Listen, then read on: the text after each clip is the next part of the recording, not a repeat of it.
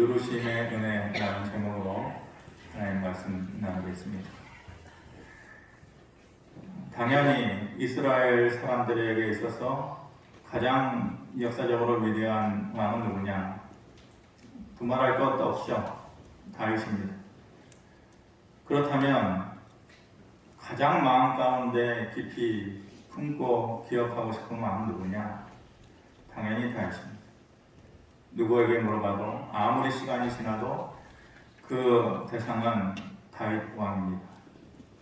그렇다면 이스라엘 역사 가운데 가장 나라가 부강했던 때는 언제냐?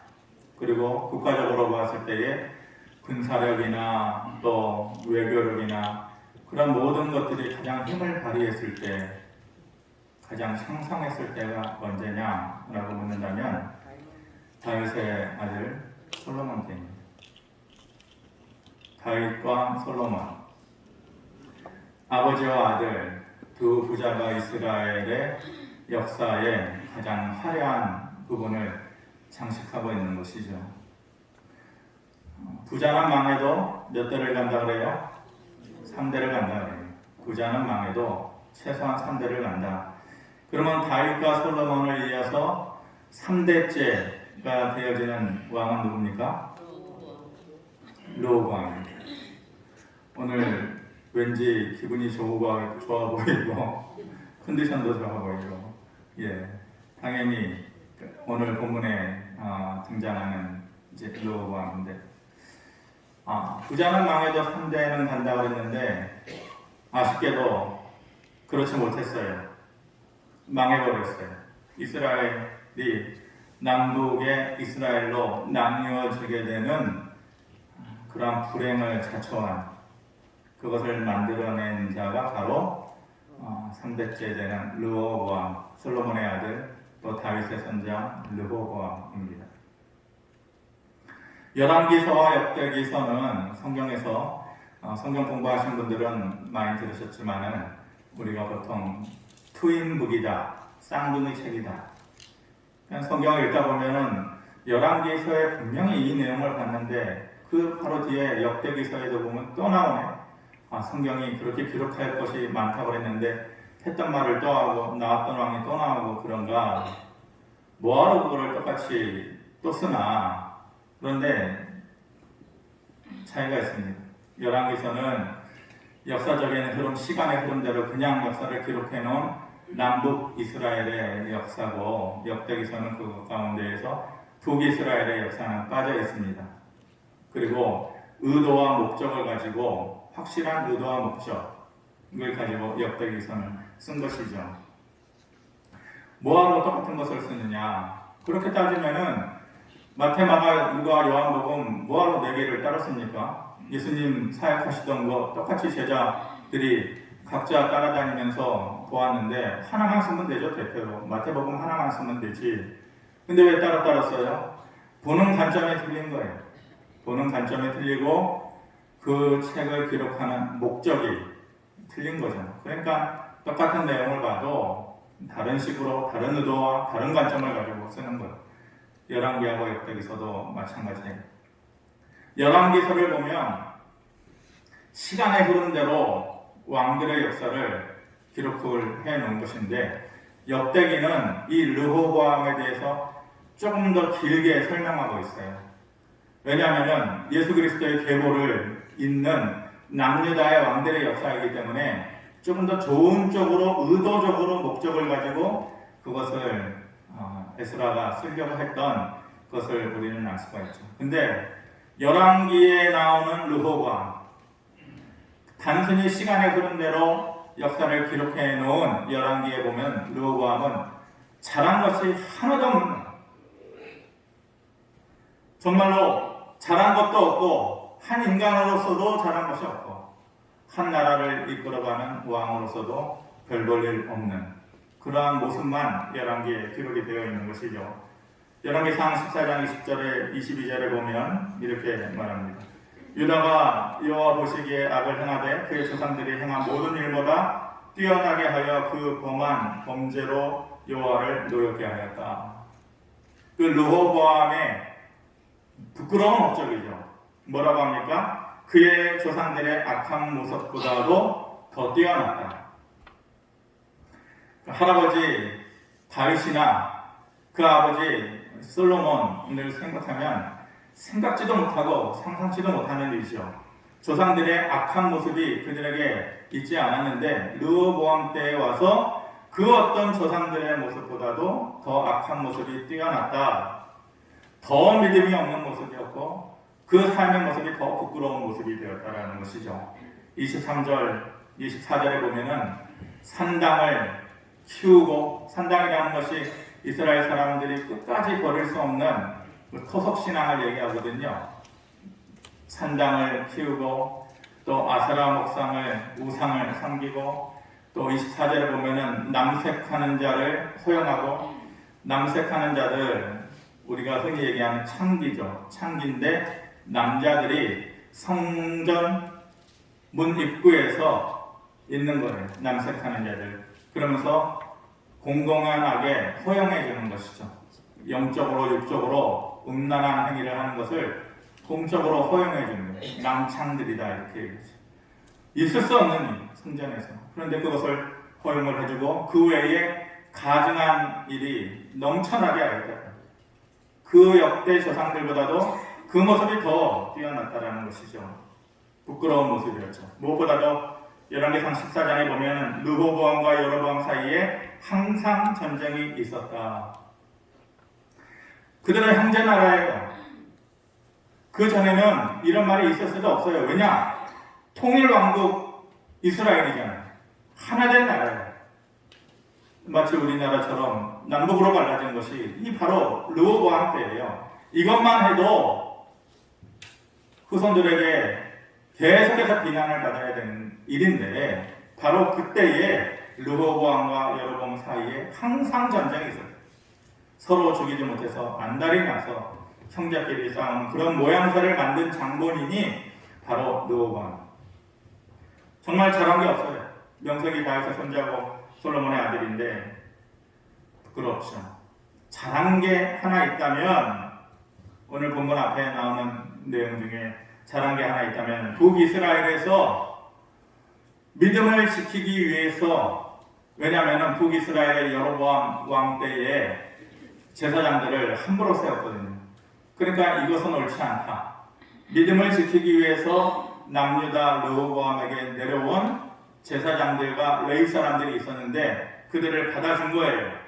그리고 그것으로 인해서 이 르호보암은 믿음도 없고 능력도 없었는데 나라를 제대로 이끌어갈 수 있는 그런 모습이 아니었는데 바로 그들로 인해서 내려온 북이스라엘에서 내려온 레위인과 제사장들을 받아줌으로 인해서 그 땅이 강성하게 되어졌다 이렇게 말을 합니다. 그것이 유일하게 그가 잘한 거예요.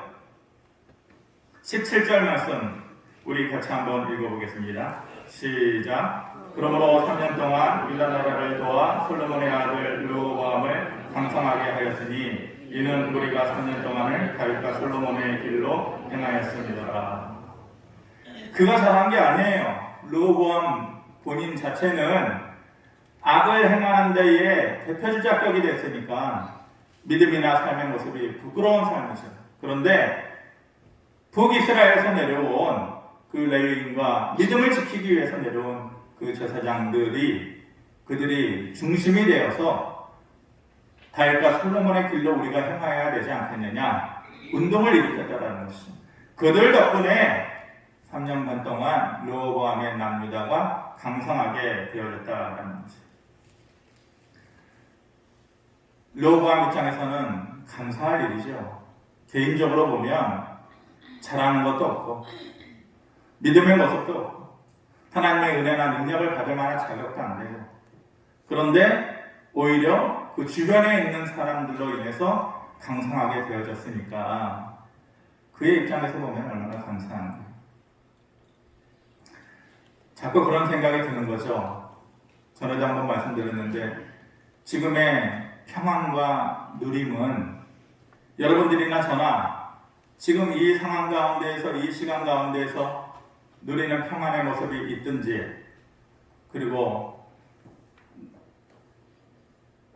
그런 감사할 내용들이 우리의 삶 가운데 있든지, 그런 평안과 누림은 내 것이 아니고, 내가 만들어낸 것이 아니고, 내 주변에 있는 마치 북이스라엘에서 내려온 레위 사람과 제사장들에 의해서 르호보암이 강성하게 되어진 것처럼 나의 평안과 누림은 누군가의 눈물과 기도의 덕이다.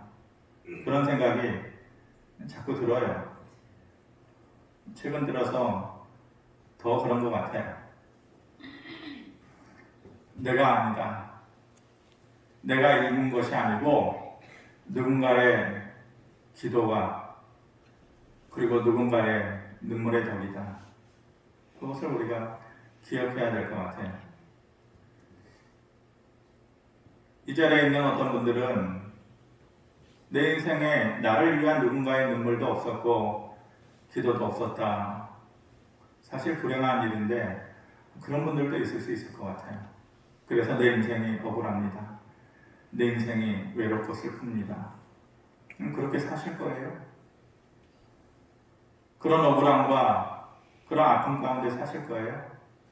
저 같으면은 내가 받은 것이 없으면 이제 내가 남에게 주어야겠다.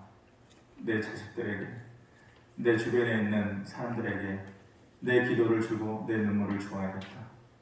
그렇게 생각해야 되지 않을까요?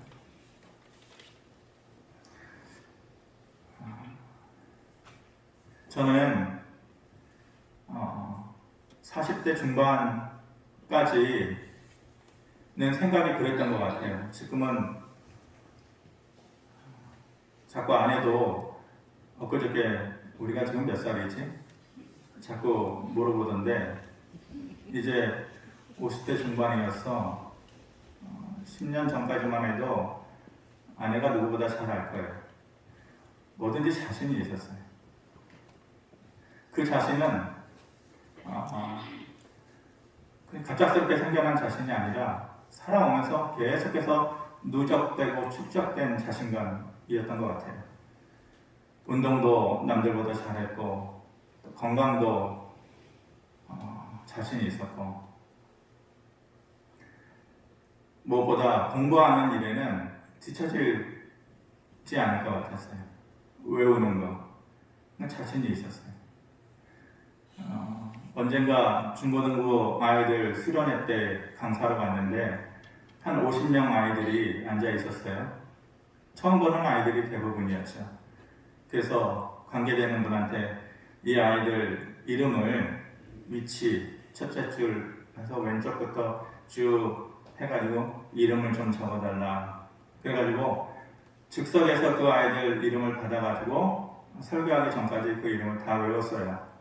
그러면서 한 명씩 제 머릿속에는 왼쪽 1열에 1번, 2번 누구, 3번 누구 이렇게 외운 거죠. 그러면서 누구야? 너는 꿈이 뭐냐? 이게 처음에 할 때는 애들이 꿈 없어요. 돈 버는 거예요. 연예인 될 거예요. 뭐 이렇게 장난스럽게 얘기하다가 한 명씩 누구야? 너는 꿈이 뭐냐? 둘째 줄에 누구야? 너는 꿈이 뭐냐? 근데 애들이 이상한 거죠. 처음 보는데 어떻게 내 이름을 다 알고 내 꿈을 물어보지? 나중에는 반가워라 하고 또 숙연해지기도 하고 외우는 게 자신이 있었어요. 그런데 죄송한 말씀이지만은 늘 보는 얼굴인데도 이름이 생각이 안 나요. 우스운 얘기는 아닌데 사실 분명히 아침까지 제가 이름 부르고 새벽에 기도했던 이름인데 얼굴 봤는데 이름이 생각나요. 점점 자신 없어지는 게 많아지는 거예요. 건강도 자신이 없어지고 운동하는 것도 자신이 없어지고 그리고 제일 자신 있게 생각했던 공부하고 외우는 것도 자신이 없어지고 그런데 찬송가 543장이 그럴 때마다 마음속에 떠올라요. 세월 지나갈수록 의지할 것뿐이 있어요. 세월 지나갈수록 의시할 것뿐이세. 무슨 일을 만나도 예수 의지합니다. 내 자신은 점점 쪼그라들고 또 풍선 빠진, 바람 빠진 풍선처럼 그렇게 되는 것 같아요. 그래서 시간이 지나가면서 더 주변의 기도, 주변의 눈물, 그 덕에 내가 지금 살고 있구나 라는 것을 더 느끼게 되는 것 같아요. 그런 점에서 보면 르호보암은 참 감사한 사람이죠. 참 보잘것없는 사람인데 잘한 것도 없고, 그런 모습을 보면 하나님 앞에서 내침을 당해야 되는 사람인데 주변의 사람들 때문에 그렇게 강성하게 되어졌어요. 얼마나 감사해요. 그런데 이 어리석은 자들, 그건 뭐야? 자신을 돌아볼 줄도 모르고 감사의 내용도 자기 안에 머물지 않도록, 그런 자들이 어리석은 자죠. 르호보암이 그런 사람이었어요. 12장 1절에 보면 르호보암의 나라가 견고하고 세력이 강해지매 그가 여호와의 율법을 버리니 온 이스라엘이 본받은지라. 아니, 자기가 무엇 때문에 강성하였겠어요? 여호와의 율법을 가까이 하는 자들, 다윗의 길로 걸으려고 하고 솔로몬의 길로 걸으려고 했던 자들이 주변에 있어 줌으로 인해서 자기가 강성하여졌는데, 그것 때문에 자기가 잘 되었는데 여호와의 율법을 버리니 온 이스라엘이 본받더라. 자기도 망하고 백성들도 망하게 하는, 이런 어리석은 잘못을 저지르는 거예요. 그 인생의 결과가 어떻게 되었느냐? 12장 2절에 그들이 여호와께 범죄하였으므로 르호보암 왕 제5년에 애굽 왕 시삭이 예루살렘을 치러 올라오니 3절에 그에게 병거가 1200대여 마병이 6만 명이여 애굽에서 그와 함께 온 백성 곧 리비아와 숫과 구스 사람이 헤아릴 수 없이 많더라. 르호보암이 강성해졌을 때에는 다윗 때는 꿈도 꿀 수 없었고 솔로몬 때도 꿈도 꿀 수 없었고, 그리고 르호보암이 강성했을 때에는 전혀 그런 일이 없었던 잠잠하던 주변 국가들이에요. 그런데 이제 하나님을 버린 르호보암을 치기 위해서 애굽 사람들이 쳐들어오고 리비아 사람들이 쳐들어오고 구스 사람들, 지금의 에티오피아 사람들이죠. 그들이 쳐들어오고, 그 당시에 에티오피아는 굉장한 강대국이었어요. 그 당시에 아프리카 대국의 종주가 누구냐? 당연히 애굽 사람이죠. 애굽 제국, 애굽 사람인데 그와 버금갈 만한 힘을 가지고 있었다는 것이 바로 구스 사람이에요.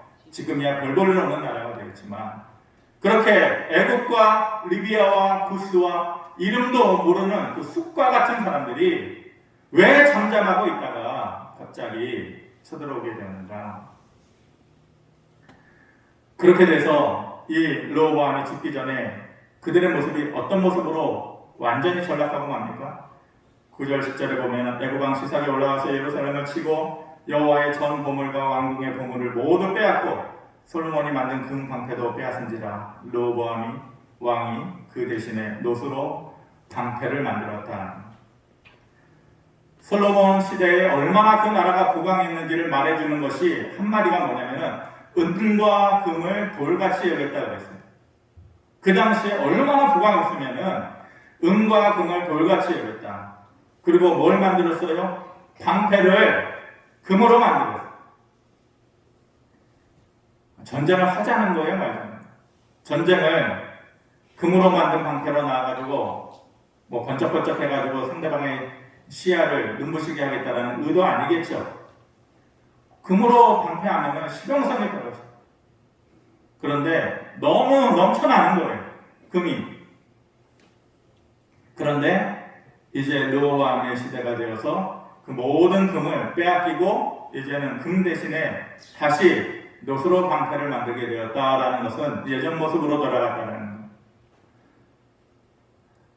금으로 방패를 만들던 시대에서 이제는 노수로 방패를 만드는 시대에 모든 것이 조금씩 부족해지고 연약해지고 내 삶에서 빠져나가는 그러한 결과를 낳게 되었다라는 것이죠.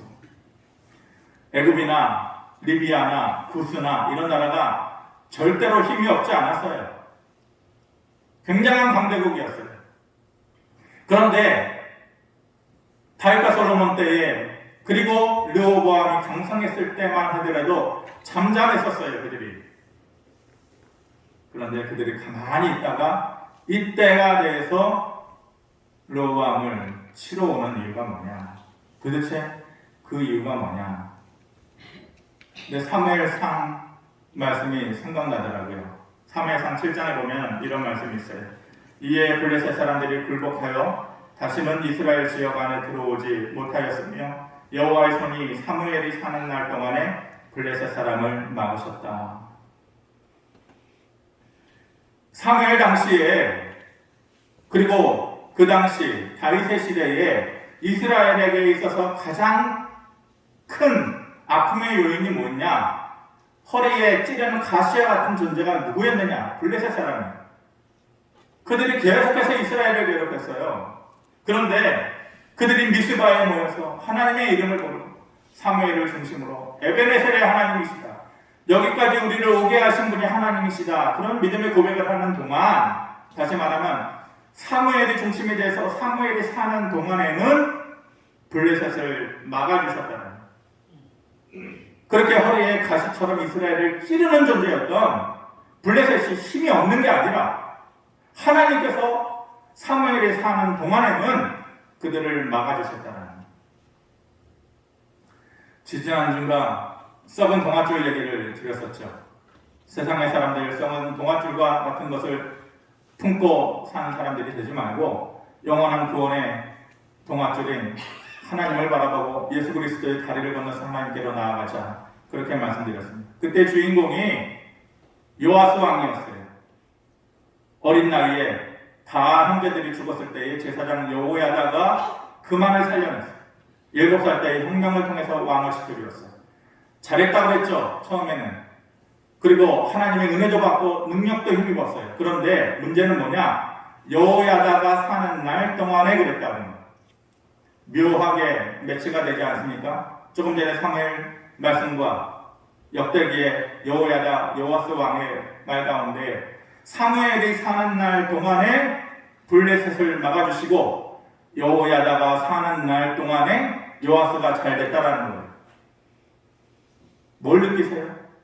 그들이 사는 날 동안에, 사무엘이 사는 날 동안에 여호와를 기억하고 여호야다가 사는 날 동안에 요아스가 하나님을 섬기고, 그런데 그 사는 날 동안의 기간이 끝나니까 달라진 거예요. 없었던 인생의 위험 요인들이 자꾸만 들고 일어나는 거예요. 그 전에는 잠잠했었는데 사무엘이 사는 날 동안에는 막아주시고 여호야다가 사는 날 동안에는 모든 것이 형통했는데 그들이 사라지고 나자 이제는 숨겨져 있었던 잠잠했던 인생의 위험 요인들이 하나씩 하나씩 들고 일어나는 거예요.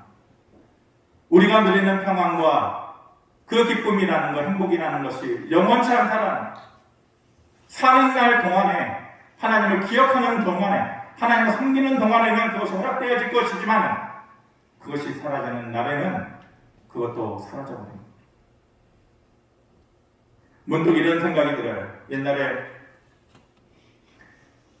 설교를 준비하다 보면 설교자는 상상력이 좀, 옛날에 만화를 많이 읽은 사람들은 상상력이 좋다고 그러잖아요. 많은 것을 생각하게 되고 생각하다 보면은 문득문득 떠오르는 장면들이 있어요. 그것이 영화든지 옛날에 있었던 일이든지. 근데 이 말씀을 준비하는데 어렸을 때에 그 문방구 앞에 있었던 아이스케이크 통이 생각이 나요. 아이스케이크 통 기억나세요, 여러분들? 아이스케이크 검정색 그 고무 뚜껑으로 딱 닫아놓고 그걸 딱 열면은 그때 얼마씩 했나요, 아이스케이크가? 10원? 20원? 제 기억에는 그 이후니까 한 50원 정도 주고 사 먹었는데, 그렇게 뚜껑을 딱 열면은 그 안에 지금 아이들이야 더 좋은 것을 뭐 엄청나게 먹고 지내지만 그때는 그거 하나 먹는 것이 얼마나 큰 기쁨이에요. 뚜껑을, 검정색 뚜껑을 딱 열면은 다른 세상이 그 안에 있는 것이죠. 좀 다른 얘기일 수는 있겠지만은 문득 아이스케이트 통이 생각이 나고 그거를 덮고 있는 뚜껑, 검정색 뚜껑이 생각이 나요. 그러면서 하나님께서 우리의 인생의 박스에 우리가 인생을 살아가면서 얼마나 많은 위험 요인들이 있어요.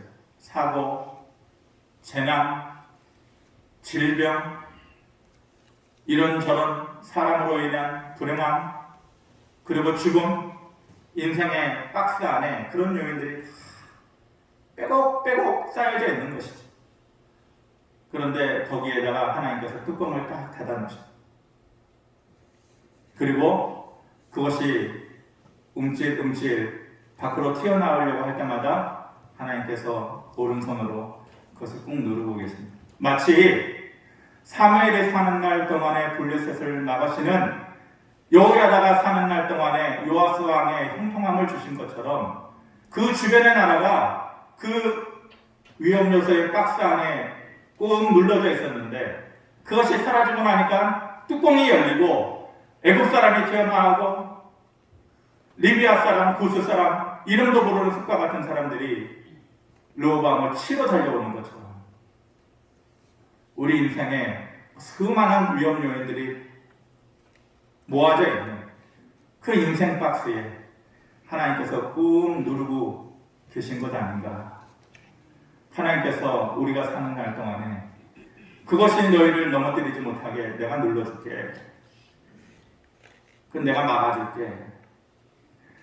그것이 힘쓰지 못하도록 너를 쓰러뜨리지 못하도록 내가 꾹 누르고 있을게.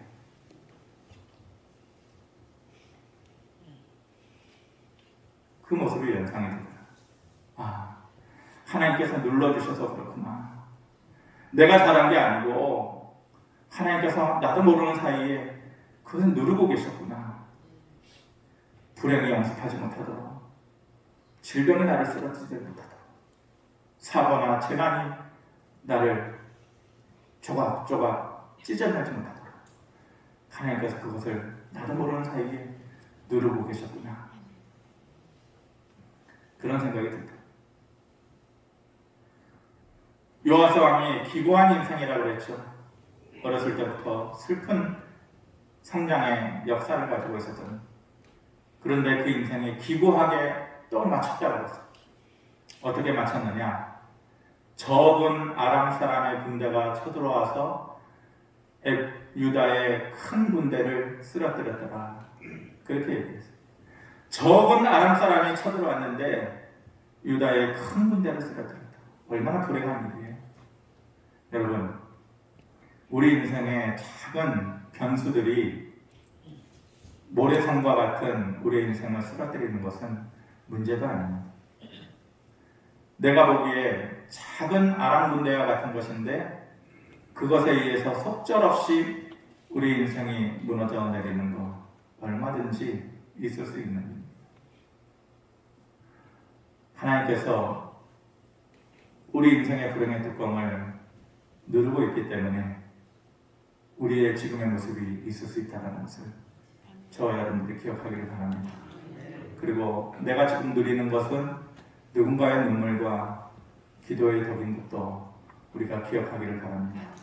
그리고 지금의 우리 모든 것은 하나님께서 그것을 허락해 주신 것이고 하나님께서 그것을 지켜주시는 것이고 하나님께서 그것을 붙잡아 주시기 때문에 내 것인 것처럼 내가 누릴 수 있었다는 것을 잊지 말기를 바랍니다. 그 하나님을 향한 우리의 감사가 넘쳐나기를 바랍니다. 고마우신 아버지 하나님 은혜를 감사합니다. 누르심의 은혜가 있었다는 것을 나도 몰랐습니다. 그것이 그냥 비껴나가는 것인 줄 알았고 그냥 나만 형통한 것인 줄 알았고, 그런데 여호야다가 사는 날 동안에, 그리고 사무엘이 사는 날 동안에만 그것이 주어졌던 것인 것을 보면 그것이 사라져버리면 인생의 불행의 뚜껑도 나도 모르는 사이에 열릴 수 있다는 것을 이 시간 우리가 다시 한번 기억하기를 바랍니다. 다시 한번 인생의 불행의 뚜껑을 누르신, 그리고 기다려주신, 인내해주신, 참아주신 하나님의 은혜를 다시 한번 감사드립니다. 그리고 찬양하고 하나님 앞에 나아갑니다. 우리의 삶을 다시 한번 하나님께서 받아주시옵소서. 예수님의 이름으로 기도하옵나이다. 아멘.